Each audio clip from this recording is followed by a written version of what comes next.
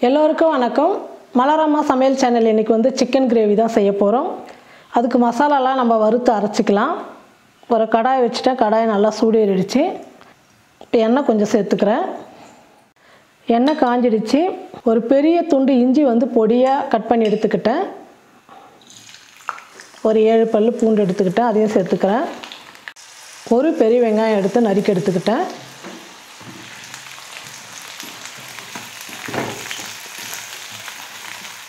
வெங்காயம் எல்லாம் நல்லா ஒரு நிமிஷம் வதக்கிக்கிட்டேன்.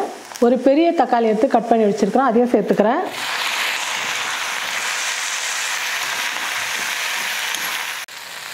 வெங்காயம் தக்காளி எல்லாம் நல்லா வதங்கிடுச்சு. இப்போ மசாலா சேர்த்துக்கலாம். 1 ஸ்பூன் மிளகாய்த்தூள், 1 ஸ்பூன் தனியாத்தூள், 1/4 டீஸ்பூன் மஞ்சள் தூள் எல்லாம் சேர்த்து நல்லா வதங்கட்டும். சிக்கன் கிரேவிக்கு வந்து இந்த மாதிரி மசாலா வந்து நல்லா வறுத்து அரைச்சி போடும்போது நல்லா திக்காக இருக்கும், சாப்பிட்றதுக்கு ரொம்ப டேஸ்ட்டாக நல்லாயிருக்கும். மசாலாலாம் நல்லா வதங்கிடுச்சு. நல்லா சூடு ஆறட்டும், அதுக்கப்புறம் நம்ம அரைச்சிக்கலாம். இப்போ சிக்கன் கிரேவிக்கு தேவையான அளவுக்கு எண்ணெய் சேர்த்துக்கிறேன். எண்ணெய் நல்லா காஞ்சிடுச்சு. சோம்பு ஒரு 1/2 ஸ்பூன், பட்டை ஒரு சின்னதாக ஒரு துண்டு, லவங்கம் 3 இது எண்ணெயில் சேர்த்துறேன். எல்லாம் நல்லா பொரிஞ்சிடுச்சு. கருவேப்பிலை கொஞ்சம், கருவேப்பிலை நல்லா பொரிஞ்சிடுச்சு. இப்போ சிக்கன் சேர்த்துக்கிறேன். 1/2 கிலோ சிக்கன் வாங்கிட்டு வந்தேன் நான். இப்போ சிக்கன் சேர்த்துக்கலாம்.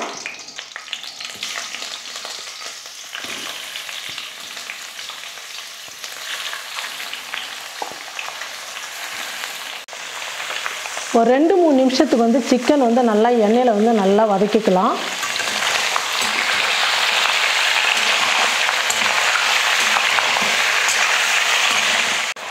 பாருங்கள், வெறும் எண்ணெயிலே வந்து நான் சிக்கன் நல்லா வதக்கிக்கிட்டேன். இந்த சிக்கனில் இந்த தண்ணி பாருங்கள் எந்த அளவுக்கு இவ்வளோ வந்திருக்கு. இப்போ நம்ம வதக்கி அரைச்ச மசாலாலாம் சேர்த்துக்கலாம். நான் நல்லா பேஸ்ட்டு மாதிரி அரைச்சி எடுத்துக்கிட்டேன். இந்த விருது சேர்த்துக்கிறேன். மசாலா சேர்த்து நல்லா வதக்கிக்கலாம். இப்போ கிரேவிக்கு தேவையான அளவுக்கு உப்பு சேர்த்துக்கிறேன்.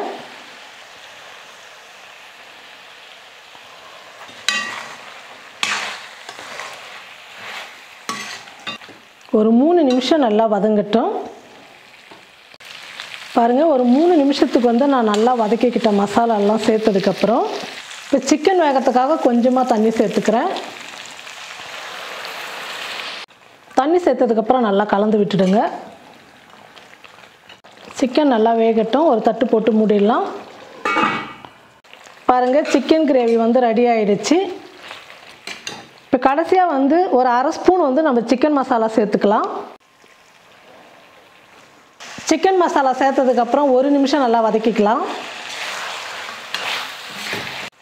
சூப்பரான ஒரு சிக்கன் கிரேவி ரெடி பண்ணிட்டோம். இப்போ நான் ஸ்டவ் ஆஃப் பண்ணிடுறேன். நான் இந்த சிக்கன் கிரேவி வந்து சாதத்துக்கு தான் செஞ்சேன். நம்ம சாதத்தோடு பிசைஞ்சு சாப்பிட்லாம், அப்படி இல்லைன்னா சப்பாத்தி தோசைக்கு சாப்பிட்லாம். நான் வந்து சாதம் வெடிச்சிட்டு சாம்பார் வச்சுட்டு சிக்கன் கிரேவி செஞ்சுருக்கேன். நீங்களும் உங்கள் வீட்டில் இந்த மாதிரி சிக்கன் கிரேவி செஞ்சு பாருங்கள், ரொம்ப அருமையாக இருக்கும். செஞ்சு பார்த்துட்டு எப்படி இருக்குன்னு சொல்லிட்டு மறக்காமல் கமெண்ட் பண்ணுங்கள், ஷேர் பண்ணுங்கள். நன்றி.